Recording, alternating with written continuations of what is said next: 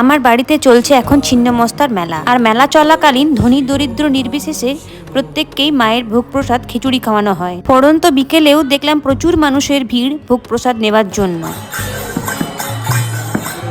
এরপর ছিন্নমস্তা মায়ের দর্শন করে ওনার আশীর্বাদ নিয়ে আমরা যে কারণে গেছিলাম সেই কাজে লেগে পড়লাম। বাড়িতে ভোগ রান্না করার জন্য কিছু প্রয়োজনীয় আসবাবপত্রের দরকার ছিল, আর মেলাতে খুব ভালো লোহার জিনিস পাওয়া যায়, তো সেগুলোই কিনে নিলাম।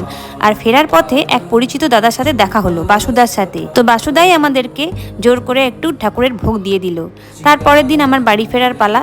তো চেপে পড়লাম ট্রেনে, চললাম কাটোয়ার উদ্দেশ্যে। তারপরেই নেমে পড়লাম বর্ধমান স্টেশনে। আর ওখানে গিয়ে 7:30 পৌনে 8টা নাগাদ আমি একটু খাবার খেয়ে নিলাম।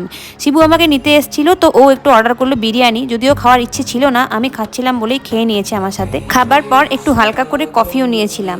তারপর চলে এলাম কাটোয়া। এবার দেখা হচ্ছে তোমাদের সাথে পরের ব্লগে। ভালো থেকো, টাটা।